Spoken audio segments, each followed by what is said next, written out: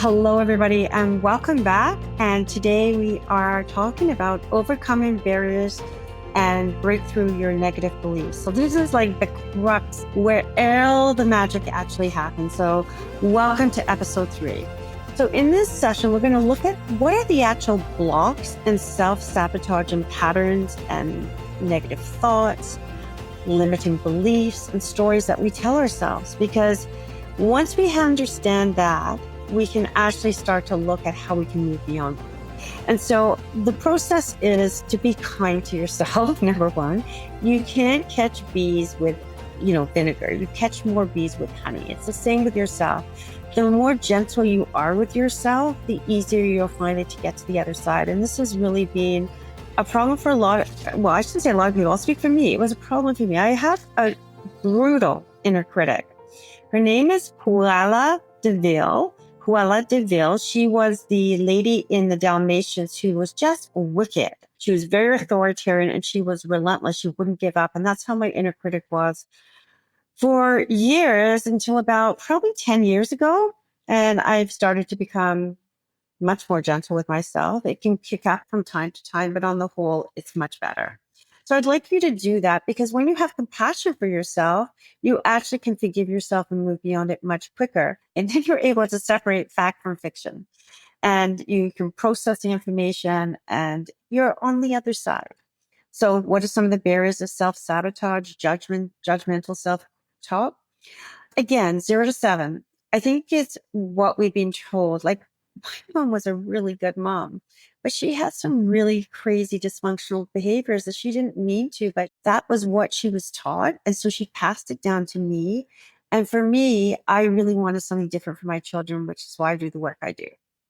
Some of the things you've been told about yourself may not be true. You may not be an athlete. You're not a dancer. You're overweight. You're underweight. Like whatever those stories were, we adopt them and they're not ours. So first of all, you got to learn what is really true and what do you believe. So if you believe that money is never available for you or our family's not a rich family, so we can't make money. I'm using this as an example because most people have money stories, money issues.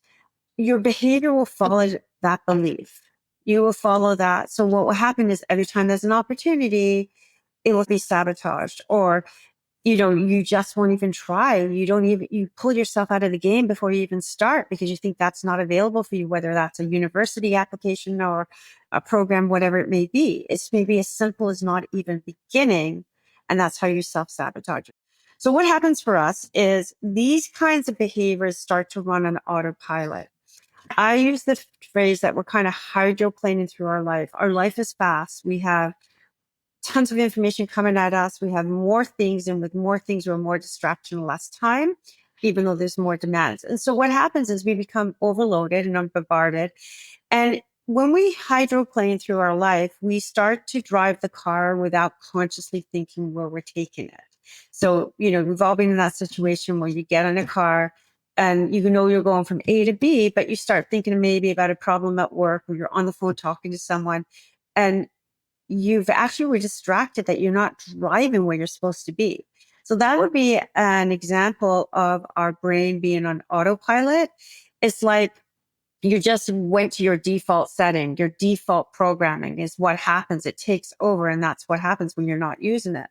So, when we try to do something in the beginning, everything is incredibly mechanical. Riding a bike. So we get on that bike and don't know if we can hold it and start with trainer wheels and then we go graduate. But the process is very difficult. It takes all our attention, like even learning to drive a car, you're looking in your rear view mirror, you're looking all around your seat belts, you've got a lot of things to remember and navigate through. And when you haven't done it before, it's all brand new. So to your mind and your conscious mind and your subconscious mind, you're creating new patterns, new paradigms. And so we want to get to that place. And then eventually when those new paradigms become more and more familiar, they become just our new default pattern because we've actually erased or weakened the older pattern that we don't want anymore. So it becomes easier, but we have to understand where we are first in order to go where we want to go. And a lot of us are on like the wrong Wi-Fi setting. And I mean it, whether it's like, you've auto joined the Wi-Fi every time I come back into my house. If my Wi-Fi setting is negative Nelly, that's what you're going to get. Nothing works for you. Everything is all available for everybody else, but not you. You just don't take responsibility for what's happening. You're not open to another point of view, even though there could be many points of view about many situations, but you're closed-minded and you don't even want to hear. So that type of Wi-Fi setting is really not going to give you the results you want. It will probably give you more of the same. Just like if I type into Ollie optimistic Wi-Fi setting, I'm going to get a different program. I'm going to get to see someone looks at everything is good for the mill. Things always work out for me. Why not try? You never know. It's just a very different attitude. And so the chances of things working for Ollie are very high. And in fact, that has been my own experience in my own life. So, really, most of us have so much resistance about changing our behavior. We have tons of resistance about, even if it's good for us, there's a fight about change and becoming resistant every time you're going to change. And if we understand that's really a normal part of behavior change, it becomes easy to work with. Just like sometimes always feeling somewhat self-conscious or shy in public speaking is going to feel a little bit overwhelming and anxiety provoking. It becomes less and less important as we go on. So this is incredibly important for us to really understand, because it's the litmus test between something really coming to full fruition in our life or just remaining on the old Wi-Fi setting. So that's the first thing you want to do. You want to be aware of where you're at. So what's working, what's not working? What are the things you always say to yourself? Do you say the same lines over and over again? Is everybody else gets what they want but me? Or I'm not worthy, not good enough at fill in the blank. You're different ways, right? Like everybody suffers from that. The only thing is that you don't know, and I don't know, that feeling inadequate is what everybody feels, because we don't talk about it. We keep it to ourselves. So we think we're all holding this big, ugly secret that I'm the only person who's inadequate in life. And that is a real problem. So the first step to wanting to change this, after you made the decision, I'm going to change, is really to understand what are the paradigms. So what are the things you're telling yourself? What are the beliefs that hold you back? And then what are some of the decisions that you make? Like people in my family don't do X or do Y, that are holding you in a pattern that you no longer want. And this first step is when we start to awaken to consciousness, like what is true for us, rather than letting that subconscious driver act out our life in a way that no longer works for us, right? So you want to be a witness to your own process. So it's almost like you're sitting in a movie chair or looking ahead, you see yourself on the screen and you go, that's interesting. And it usually is. Have a sense of humor with this, because it really, if you take yourself too seriously, it can be harder than it needs to be. And it doesn't need to be that hard. Okay. The next thing is you want to say is, what is my experience of what's going on around me? Oh, yeah, it's incredibly noisy. I feel like overwhelmed. I can't do, whatever it is. Or there's been conflict or aggression or anger that's triggered you back to another time, or maybe even, activated shock in you and trauma. Or it could be, what is my body experiencing right now? Which could be heart pounding, heat, tension, pain, whatever that may be. And then you want to look at what is some of the negative blocks and patterns and paradigms that sabotage me. We talked about that a little bit before, so I don't think you need to go too much into that. So once you look at that, the next thing you want to really discern is like, one of my biggest mentors, Dr. Marty Glenn, God bless her, and her husband, Ken Brewer from Riseo, they taught me the power of, like, be a witness in your own life and not take yourself seriously, but really all of you is welcome here. So every part, because there's parts of us that work so well and so intelligent and so grown up. And there's parts of us that don't. They are still stuck in a regression of trauma mental illness, whatever it may be, or unclaimed and not integrated parts of ourselves that we need to bring back into our life. And the more we do that, and the more we become more whole. So if we take those parts and we start beating them up and we start saying, you know what, then the little one who's so needing attention because she never got it, that's a very valid need. It's just that how maybe she adapted to go around getting attention wasn't the most successful one. It could be dramatic all the time. It could be so many different ways. But anyway, the need for attention is a very real human need. But if you didn't get that as a child, you're going to crave that hole and crave that hole until you fill it up.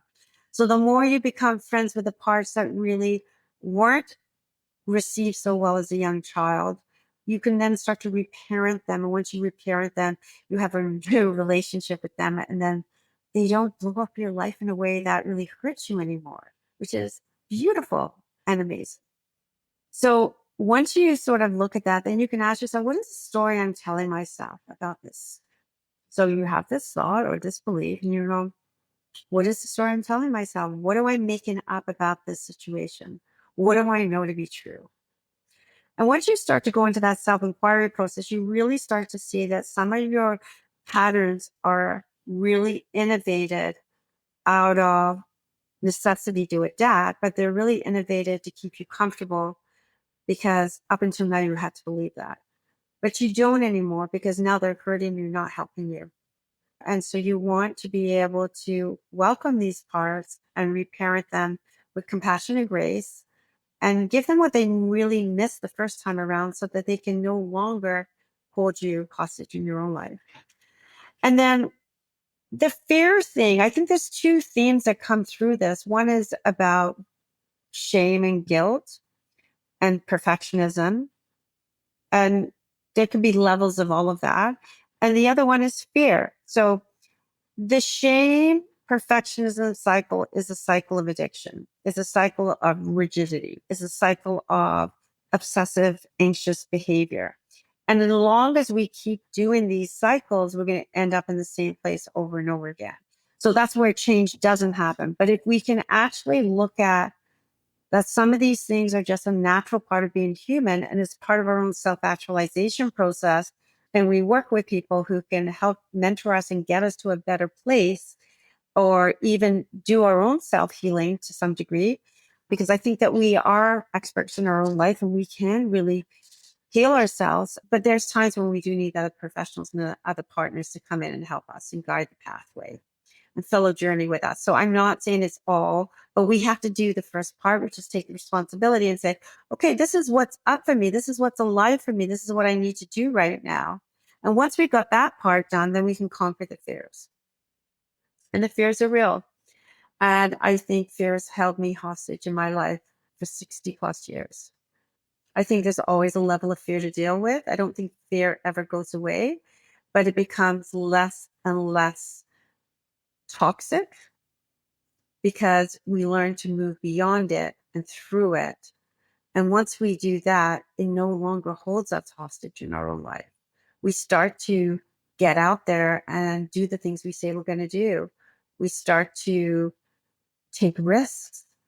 We start to see ourselves as our future self now. And that is how we move beyond it. So facing our fears is really about getting comfortable with them. It's about turning the volume down from 10 to, maybe 5. It's allowing us to live fully our dreams, our goals.